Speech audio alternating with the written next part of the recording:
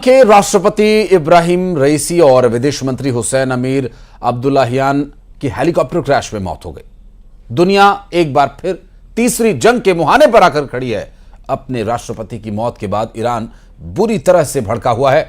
America जहां पूरे मामले में खामोश है, वहीं भारत ने कहा कि भारत ईरान की दोस्ती में रईसी की बड़ी भूमिका रही है। हेलीकॉप्टर क्रैश की यह घटना कोई साजिश है या हादसा, ये अब तक साफ नहीं। और इस बीच इजराइल की भूमिका को लेकर बड़ा दावा किया जा रहा है। घटना के बाद इजरायली न्यूज एजेंसी कान ने दावा करते हुए कहा था कि किसी के बचने की कोई संभावना नहीं है, और इसके बाद इजराइल पर शक और बढ़ गया।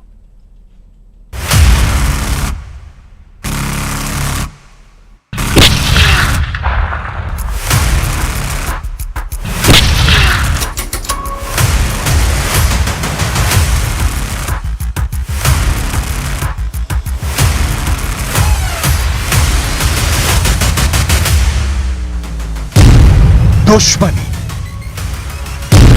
साजिश, षड्यंत्र, धोखा, गद्दारी, बदला, विश्वासघात, हत्या, हादसा। इब्राहिम रईसी की मौत की मिस्ट्री क्या? आयतुल्लाह सैयद इब्राहिम रईसी खादिमुर रज़ा अलैहिस्सलाम।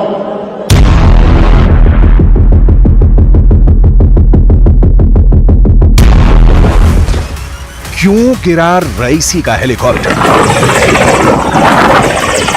कैसे हुई रईसी की मौत? जलने से, चोट लगने से, या वजह कुछ और रही? रईसी की मौत की गुत्थी सुलझाने में दुनिया के बड़े बड़े एक्सपर्ट जुटे हैं।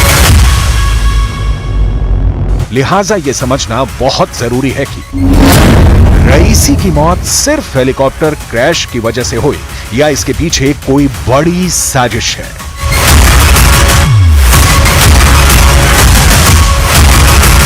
ईरान के राष्ट्रपति इब्राहिम रईसी की मौत को लेकर इस वक्त दुनिया भर में कई थ्योरी चल रही है, और हर थ्योरी के पीछे कारण गिनाए जा रहे हैं।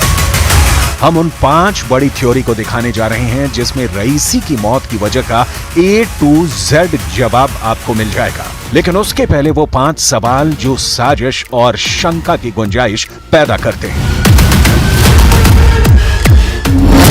पहला सवाल, बेल 212 हेलीकॉप्टर से सफर क्यों? दूसरा, लंबी फ्लाइट के लिए MI-17 से क्यों नहीं गए? तीसरा सवाल, ईरान के खिलाफ दुश्मन ने बड़ी साजिश रची। चौथा सवाल, खराब मौसम की जानकारी थी, फिर क्यों टेक ऑफ? और पांचवा सवाल, लेकिन सबसे बड़ा, कि कहीं इंटरनेशनल या फिर इंटरनल साजिश के शिकार तो नहीं हुए ईरान के राष्ट्रपति इब्राहिम रईसी?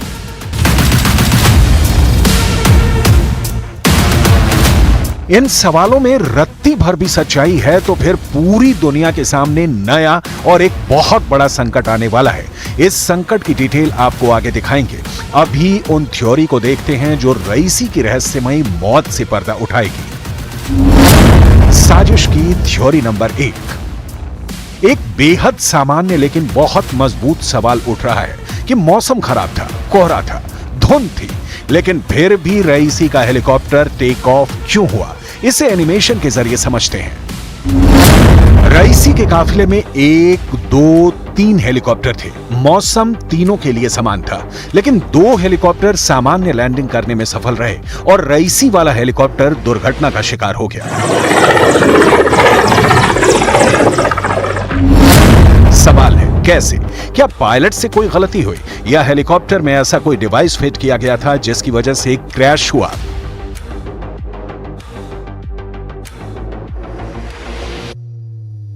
इस सवाल की तह तक जाने के लिए अजरबैजान से ईरान के रिश्ते को समझना होगा, जहां से रईसी का हेलीकॉप्टर टेक ऑफ हुआ। अजरबैजान ईरान की तरह ही शिया बहुल देश है, लेकिन अजरबैजान के रिश्ते ईरान से ज्यादा इजराइल से मजबूत रहे हैं।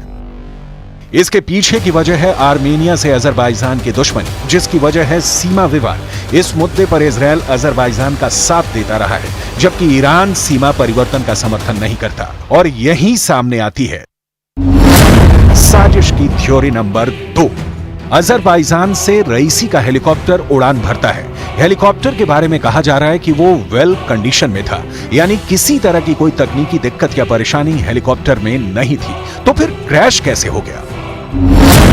रईसी की मौत का ईएमपी कनेक्शन।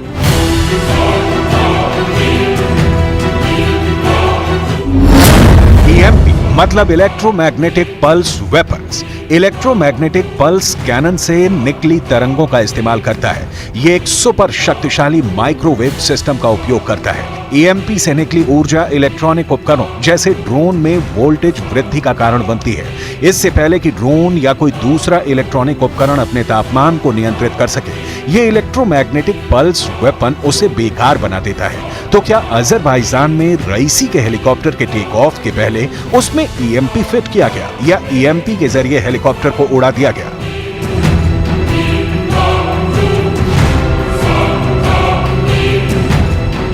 ईरान की बढ़ती ताकत पश्चिम देशों से लेकर अमेरिका और इजरायल तक के लिए परेशानी का कारण रही है।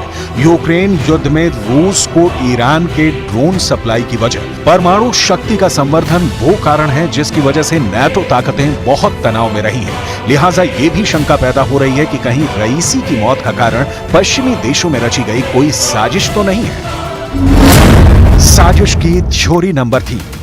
मध्य पूर्व में ईरान बड़ी शक्ति है और इब्राहिम रईसी इस शक्ति का केंद्र थे। एक ऐसा नेता जिसका अमेरिका घनघोर विरोधी रहा है। रईसी पर अमेरिका प्रतिबंध भी लगा चुका था। ईरान अमेरिकी प्रतिबंधों के कारण टेंशन में भी रहता था, क्योंकि मुल्क की तरक्की में ये प्रतिबंध बहुत बड़ी बाधा है। रईसी के नहीं होने पर अमेरिका या पश्चिमी ताकतें मिडिल ईस्ट में खुलकर खेल सकती हैं। 2020 में ईरान के लोगों के लिए हीरो माने जाने वाले जनरल कासिम सुलेमानी की एक अमेरिकी ड्रोन हमले में मौत हो गई थी, और यही वजह है कि यह शंका जताई जा रही है कि कहीं रईसी की मौत के पीछे पश्चिमी ताकतें तो नहीं हैं। अमेरिका ने रईसी की मौत की वजह किसी तरह की साजिश होने से शुरुआती तौर पर इनकार किया है, लेकिन फुल प्रूफ इनकार अब भी बाकी है। जाहिर है शक की बड़ी गुंजाइश अब भी शेष है। साजिश की थ्योरी नंबर 4। ये रईसी थे जिन्होंने हमास का खुलकर समर्थन किया। ये रईसी थे जिन्होंने यमन के हूथी विद्रोहियों को समर्थन दिया। ये रईसी थे जिन्होंने लेबनान के हिजबुल्लाह का समर्थन किया, और ये तीनों मिलकर इजरायल को जख्म देते रहे हैं। इसीलिए कहा जा रहा है कि रईसी के अंत में कहीं इजरायल का हाथ तो नहीं।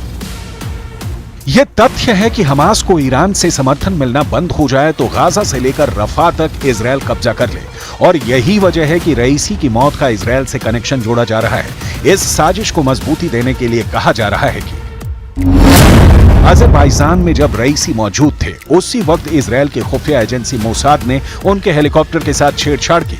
इजरायल अक्सर अपने दुश्मनों को विदेशी जमीन पर मारने की साजिश रचता है। मोसाद ऐसे ऑपरेशन को अंजाम देती है, लेकिन यहाँ ध्यान देने वाली बात है कि अजरबैजान में मोसाद ही एक्टिव नहीं है, बल्कि ईरान के रिवोल्यूशनरी गार्ड भी बड़ी तादाद में मौजूद हैं। सवाल घूम फिर कर वहीं पहुंच जाता है कि फिर क्या हुआ था रईसी के हेलीकॉप्टर के साथ? कैसे क्रैश हो गया हेलीकॉप्टर जिसमें रईसी की मौत हुई? साजिश की थ्योरी नंबर 5। एक शंका यह भी जताई जा रही है कि रईसी की मौत की वजह इंटरनेशनल नहीं, इंटरनल षड्यंत्र हो सकता है। और अभी भी जानकारी मिली कि ईरान ने इस हेलीकॉप्टर क्रैश की जांच शुरू कर दी। दरअसल साइट्स पर पहुंचे ब्रिगेडियर अली अब्दुल्लाही ईरान के हाई रैंकिंग अधिकारी सच का पता लगाएंगे। मेजर जनरल बघेरी को बड़ी साजिश का शक है। राष्ट्रपति का हेलीकॉप्टर आखिर कैसे क्रैश कर गया और क्या गड़बड़ी थी, इसकी अब जांच की जा रही है। और इस दुर्घटना के बाद ईरान ने 5 दिन का शोक रखा है, लेकिन इस बीच ईरान और इजराइल के कैंप फिर से एक्टिव हो गए हैं।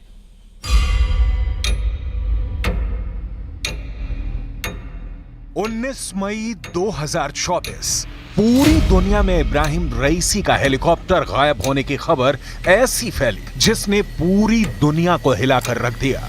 ठीक 3 जनवरी 2020 की तरह जब ईरान के जनरल कासिम सुलेमानी की मौत ने बहुत बड़े युद्ध का खतरा पैदा कर दिया था। क्या रईसी की मौत एक बड़े युद्ध की दस्तक है? क्या रईसी का हेलीकॉप्टर क्रैश वर्ल्ड वॉर का लॉन्चिंग पॉइंट है? बात बहुत गंभीर है क्योंकि एक देश के राष्ट्रपति की मौत हुई है। रईसी की मौत ईरान के अंदर हुए हेलीकॉप्टर हादसे में हुई और सुलेमानी की मौत बगदाद में अमेरिका के ड्रोन हमले में हुई। 4 साल के अंदर ईरान को ये 2 बहुत बड़े हाई प्रोफाइल सदमे लगे हैं, जिससे ना ईरान के दोस्त अलग रह सकते हैं और ना ही ईरान के दुश्मन। क्या ये वाकई ईरान में सुलेमानी पार्ट 2 है?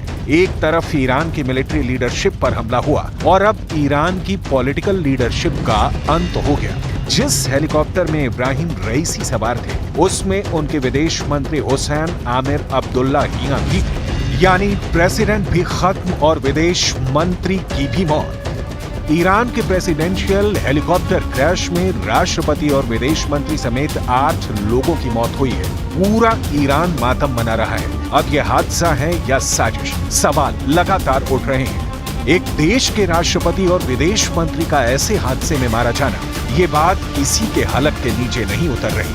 जब गाजा में 8 महीने से जारी इजराइल की बमबारी में 35,000 से ज्यादा लोगों की मौत हो चुकी है और उत्तरी बॉर्डर पर लेबनान की तरफ से हिजबुल्लाह इजराइल पर हमला कर रहा है, तब ईरान की लीडरशिप का सीधा मुकाबला इजराइल और अमेरिका से भी हो रहा है। दोनों कैंप एक दूसरे को एक आंख नहीं पसंद करते। एक तरफ बाइडन, नेतन्याहू और उनके नाटो के दोस्त, तो दूसरी तरफ हमास चीफ इस्माइल हानिया के साथ हिजबुल्लाह और ईरान की लीडरशिप खड़ी हुई है। इनके साथ रूस भी है और चीन भी खड़ा है।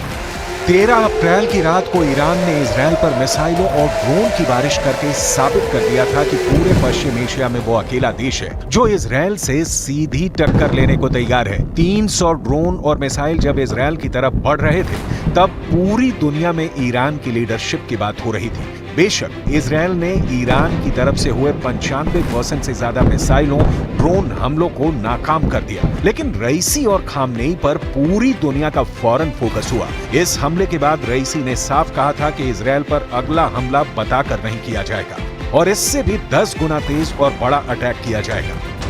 तब भी दुनिया 2 खेमों में बंट गई। ईरान और इजराइल कैंप आमने सामने आ गया, लेकिन अब इनमें से 2 लोग, यानी ईरान के राष्ट्रपति इब्राहिम रईसी और विदेश मंत्री हुसैन आमिर अब्दुल्लाहियां की मौत हो चुकी है। सवाल है कि क्या यह हेलीकॉप्टर हादसा एक बड़े युद्ध की शुरुआत बन सकता है? क्या यह हेलीकॉप्टर क्रैश वर्ल्ड वॉर की वजह बन सकता है? ईरान के राष्ट्रपति और विदेश मंत्री उस हेलीकॉप्टर में सवार थे जो ऐसे दौर के लिए चुना गया जिस पर पूरी दुनिया, खासकर ईरान के दुश्मनों की नजर ज्यादा थी। ईरान के राष्ट्रपति रईसी अपने पड़ोसी अजरबैजान में किज कलासी और खोदा फरीन बांध का उद्घाटन करने गए थे। ये उस वक्त का वीडियो बताया जा रहा है जब रईसी और बाकी लोग उद्घाटन वाली जगह हेलीकॉप्टर से जा रहे थे। ऐसा कम ही होता है जब ईरान या बाकी देश की टॉप लीडरशिप विमान या हेलीकॉप्टर में साथ चलती है। इस वीडियो में रईसी भी हैं और विदेश मंत्री अब्दुल्लाहियां भी। इस उद्घाटन के बाद वो वापस ईरान के तबरीज शहर की तरफ जा रहे थे। रईसी बेल कंपनी के UE-212 हेलीकॉप्टर पर सवार थे, लेकिन रास्ते में ही उनका हेलीकॉप्टर क्रैश हो गया। जहां हेलीकॉप्टर गिरा वो जगह तबरीज शहर से 50 किलोमीटर दूर वर्जे कान शहर के पास है। इस हेलीकॉप्टर क्रैश को लेकर थ्योरी बहुत सी सामने आ रही है। همونطور که مشاهده می‌کنین بنده الان دقیقاً جایی هستم که بالگرد حامل آقای رئیس جمهور و همراهانشون در اینجا دچار سانحه شده.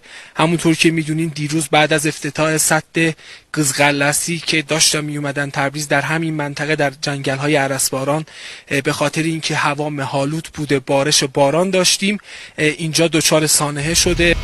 फिलहाल सबको डर सता रहा है कि अगर यह हादसा नहीं बल्कि रईसी का हेलीकॉप्टर किसी साजिश का शिकार हुआ है तो ईरान क्या करेगा? क्या ईरान ऐसा बदला लेगा जो बहुत खामोशी से अंजाम दिया जाएगा? क्या ईरान ने बदला लेने का जवाबी मिशन शुरू कर दिया है? इस वक्त पश्चिम एशिया पर बहुत बड़ा खतरा मंडरा रहा है। शायद गाजा में चल रही बमबारी से भी बड़ी तबाही दुनिया के इस इलाके की चौखट पर इंतजार कर रही है। रईसी का हेलीकॉप्टर क्रैश होने के बाद दुनिया का रिएक्शन देखिए। रूस से व्लादिमीर पुतिन ने कहा कि हमने इब्राहिम रईसी और हुसैन आमिर अब्दुल्लाहियां अपने 2 दोस्त खो दिए। भारत ने कहा कि इस खबर से हम दुखी हैं। इब्राहिम रईसी ने भारत और ईरान की दोस्ती मजबूत करने के लिए बहुत काम किया। भारत इस वक्त ईरान के साथ खड़ा है। प्रधानमंत्री मोदी ने ये बात अपने ट्वीट में भी कही है। मलेशिया ने भी कहा है कि बहुत दुख हुआ। इराक ने कहा कि दुख के इस वक्त में ईरान के साथ है। तुर्की ने भी अफसोस जाहिर किया। यूरोपियन यूनियन ने कहा कि उसे अफसोस है। कतर ने भी कहा दुख है। पाकिस्तान में 1 दिन का शोक रखा गया है। चीन में शी जिनपिंग ने कहा कि चीन ने एक अच्छा दोस्त खो दिया। लेकिन आंसू गाजा के हमास और यमन के हूथी ने भी बहाए हैं और यहीं से रईसी की मौत के बाद अगले कदम का इशारा मिलने लगा है। अगले कुछ दिनों में ईरान के एक्शन से बहुत बात साफ हो जाएगी, लेकिन यह एक्शन इस बात पर निर्भर करेगा कि रईसी की मौत हादसा है या फिर एक ऐसी साजिश जिसके बाद युद्ध पर फुल स्टॉप लगाना मुश्किल हो जाएगा। और यहां रुक एक छोटे से ब्रेक के लिए जल्द लौटते हैं।